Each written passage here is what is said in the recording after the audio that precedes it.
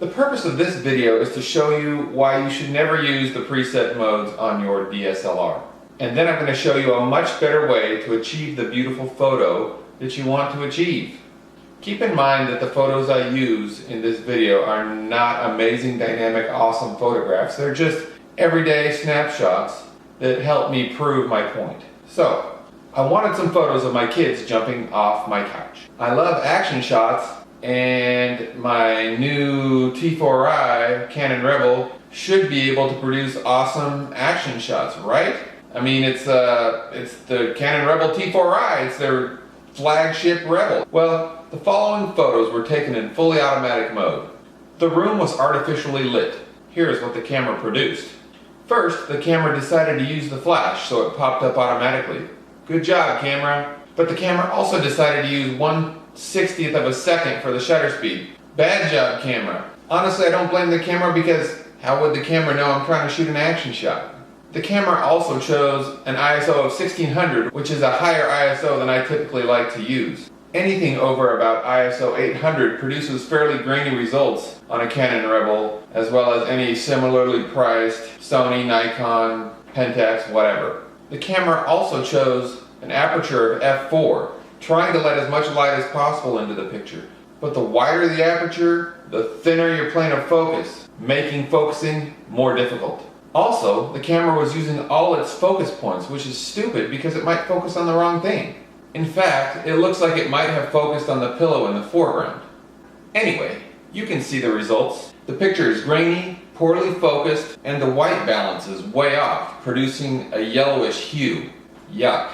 Clearly, fully automatic mode is not the mode to be using for this type of shot.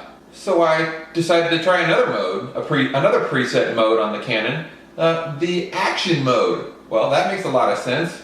It's an action mode, so now I'm going to get good action shots. Alright, let's try it. This time the camera did not use the flash. Okay, whatever. It chose a shutter speed of 1/160th of a second. That's a little bit better for action, but still not as fast as I would like. The camera bumped up the ISO to 6400. 6400? What? 6400? That high of an ISO will produce a grainy mess, unless you're shooting with a full-frame camera, which most of us are not. Again, the camera chose f4, trying to allow as much light into the photo as possible. Anyway, the results suck, but in a little different way. The camera focused correctly, as far as I can tell, and the action was mostly stopped, but the high ISO makes this picture a noisy mess. It's horribly grainy and it's lost all important detail. Again, the white balance is way off and there is a yellowish cast to the photo. All the pictures taken in this mode have come out looking similar. Terrible. So what's the solution? It's easy. First, be sure you're using only the center autofocus point. Watch my first video if you don't know how to do that. Then switch the dial to manual mode. See the M on the dial? Next, flip up the flash. Then set your shutter speed as fast as it can go. On a newer Rebel, that will be 1/200th of a second. When you're using the flash, that's as fast as the shutter speed will go. Then set your aperture somewhere between f5.6 and f8. You can go wider than f5.6, of course, but as a general rule, you should avoid shooting wide open, and f3.5 is wide open on most consumer level zoom lenses. The bottom line is that most lenses will give a better result at middle of the road apertures. Then set your ISO to 200 or 400. I typically use ISO 200 because the lower the ISO, the clearer and sharper your picture will turn out. Higher ISOs produce a lot more noise or grain. Lastly, set your white balance to the flash setting. That will produce the most natural colors indoors when you're using the flash. Then shoot away and check out the results. These pictures are sharp. Important detail is not lost. The focal points, which are the kids, they're in good focus. The white balance seems much more accurate and pleasing.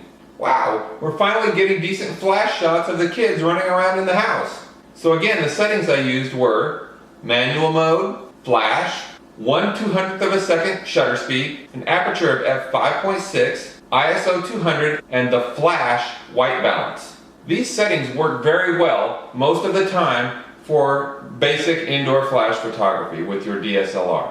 The whole point of this video is that you really should avoid the preset modes. There are times when the preset modes will work very well for you. However, there are times, as I've demonstrated here, when they don't work at all. The camera can always guess at what you want, but most of the time you're going to end up with crap loads of out of focus, over or underexposed, grainy, wacky hued photos, and you'll wonder why you wasted so much money on a brand new DSLR.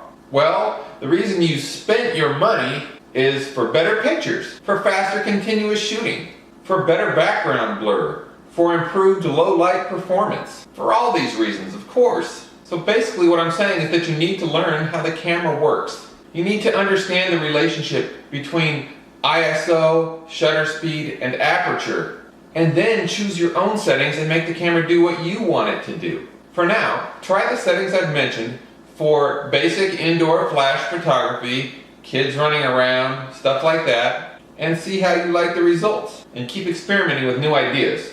Good luck.